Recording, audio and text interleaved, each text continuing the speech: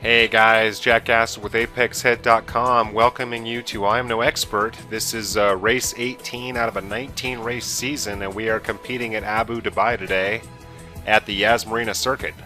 Wrapping up our first season in career mode in F1 2011 and coming off a race in India that I would describe as okay.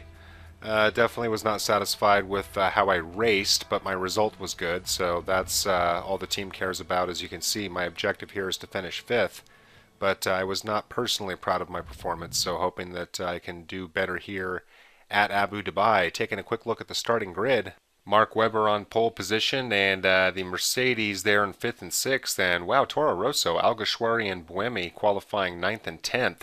And there you can see I've qualified in P11 and my teammate in 16th.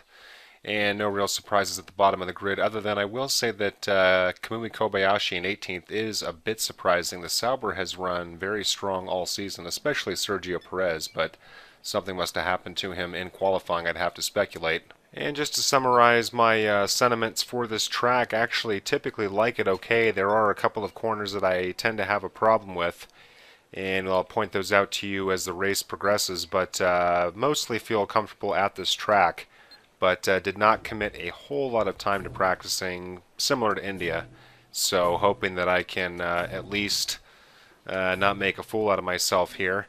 Going to go ahead and start on the prime tires, and we are due to pit in lap 6. I was debating on changing that. Have had a few issues with my pit stops lately, and just wondering if I change that up a little bit, if it might improve my pit stop times, but anyway, didn't bother. Figured I'll keep it as is. They know the tire management better than me. Would make more sense to change that up if I started on the options anyway, because it's usually less crowded if I pit later. And we'll find out soon enough if that decision comes back to haunt me as we start here in P11, looking at the back of Alguersuari and the Toro Rosso, and starting next to Buemi, also in the Toro Rosso. So let's see if we can get around these guys early on here in turn 1, heading down to this hard left corner, getting pushed off on the outside, and go off track just a little bit, now competing wheel to wheel with Heidfeld, and into the back of Schumacher, cutting on the inside, and wing damage to someone on my left. I didn't see who it was, and now contact here with Petrov as we're competing down into the hard left-handed chicane, and engaging the Russian now in a brake contest. More contact there. And I don't believe there was any damage to either car, now still wheel to wheel, but finally as we come around the left slow hairpin here onto the long main straight, finally able to overtake the Russian, and now he's actually been overtaken by Perez in the Sauber, so now racing with Sauber down the straight here, and you can see that I've got pretty good pace as for now. This is one of the first difficult corners for me. Sometimes I just lose my braking point and don't hit this right.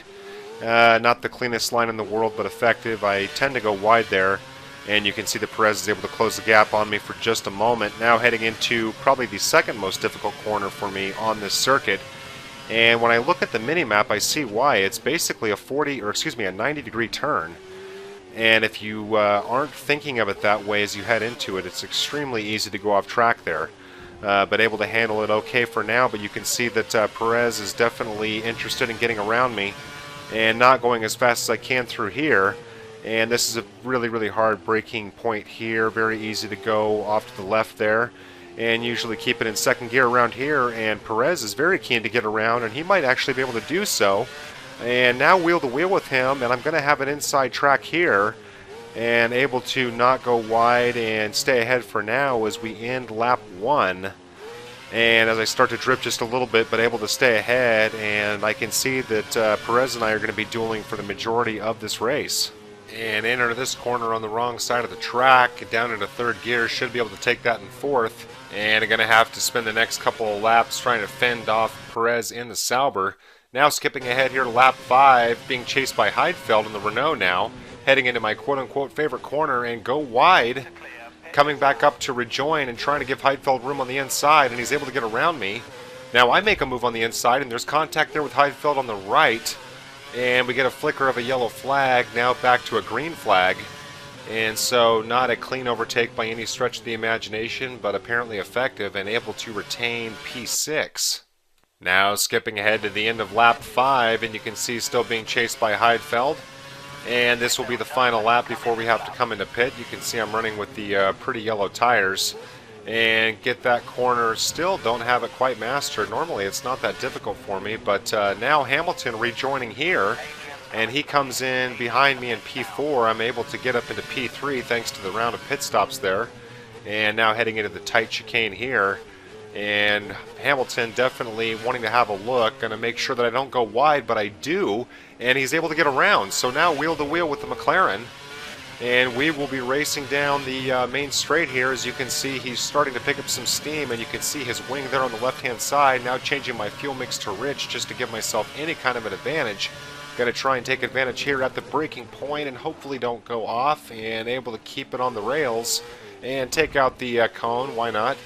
But able to stay ahead of Hamilton and maintain P3 for the time being. And you can see that he's still very, very quick and right behind me. Going to have to be careful that I don't give him any room here at the hard braking point. Able to stay on the inside, and he did have a look there in first gear, worming my way through this tight chicane and trying to fend off the McLaren. You can see that any mistake that I make here, he's going to take advantage of it. So now skipping ahead to the end of the lap as I come into pit, still maintaining a very negligible lead over Hamilton, and the pit lane here is a very sharp right, and avoid the cone and almost make contact with the pit wall barrier there. That was an extremely close call, and good lord, that would have been a complete nightmare. I mean, at least I would have been heading into the pit and they could have changed my wing, but that was very scary. And I'm so shaken up, I started to change my fuel mix to rich there. And now being held up by the Sauber, a very busy pit lane, and a miserable 6.2 seconds, almost 6.3 for the pit stop. I won't entirely blame the team for that one. As you can see, this pit exit is actually really annoying. Very, very sharp left-handed bend, very easy to clip your wing coming out. And we rejoin here up into P10. Looking at the back of Jensen Button's McLaren and being chased by Alguersuari in the Toro Rosso. Here we are at the tight chicane, and you can see that the cold tires are not doing me any favors here. Extremely ugly through here, and Alguersuari makes a move on the outside. Now contact, pushed over the curb, and now we are wheel to wheel. Alguersuari now has the edge over me as we're being chased now by my teammate Sutil, who may or may not have stopped yet. I tend to think he may have started on the prime tires and still has yet to go in as we chase Alguersuari here and try and outbrake him on the inside, but not able to make it stick and go wide, and Alguersuari able to zip right back by me. So unable to pull off a maneuver like I did earlier with Hamilton at that same corner, but in the case of Hamilton, I was able to stay ahead of him. So now keeping pretty good pace with Alguersuari, going to look for an inside gap here, and more slight contact. I've bumped a few cars here today, but able to get around Alguersuari here, and let's see if we are able to keep it between the candy stripes, and we are, but he's breathing down my neck, and you can see that I do have my fuel mix set to rich, so I am trying to keep pace here. Skipping ahead here to lap 8, and Alguersuari has another look on the inside there, but thanks to that sharp slowdown there for that right-handed corner, I was able to get ahead of him, and he was forced to yield. And we are now getting around to the end of lap 8 and the start of lap 9, which would prove to be the fastest of the race. As you can see, I drift a little wide there, but Alguersuari not able to exploit. And I'm looking at my mini-map and see that my teammate has not gone into pit, so this is, as of now, a legitimate placement for my teammate.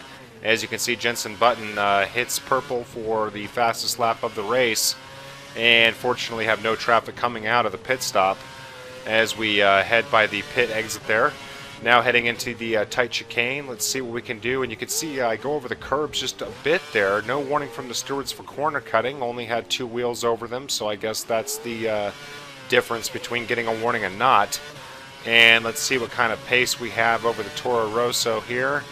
And again, running on the option tires, so I would expect that a gap would be starting to develop. And you can see that he's not on me quite as hard as he was before. And still don't quite have that corner mastered. That looked better than usual, but that's not saying much given my history there. Not going to worry about my curves unless I have to.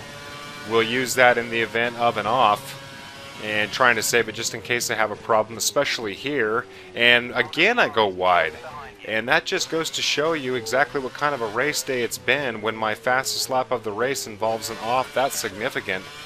And basically I wasn't even trying to come back into the track where you would normally think to, so I'm surprised that I didn't get a warning from the stewards, but I guess they figured that no advantage was gained because of it, and able to escape without a warning. But very frustrated with myself, frustrated with these mistakes. Again, going back to the beginning of the video, I mentioned I don't usually have problems with the circuit, so the mistakes are hard to explain, other than, again, not practicing probably as much as I should have. And this is a very rhythmatic game for me. It's something I have to kind of warm myself up to as I play. So there we are with the fastest lap of the race, just over a 1:41 on the lap time. And this section, probably the title says it all, Grind Ugly.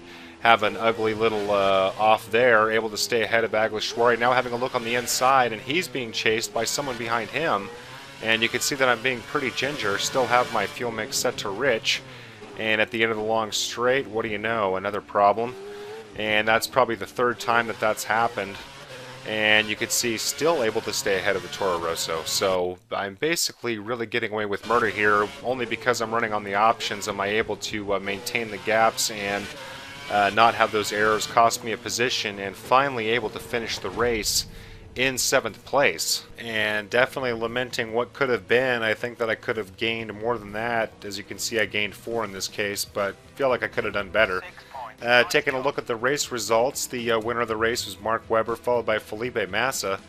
And there I am finishing P7. Heidfeld able to finish behind me, and Alguersuari able to finish in 9th, so that's impressive. And there's Sutil. That's got to be close to his best result of the season. And taking a look at the bottom of the grid, look at that. 4 DNFs, including Vettel and Barrichello and Petrov. So unsure what happened to those guys. Bad luck, I guess.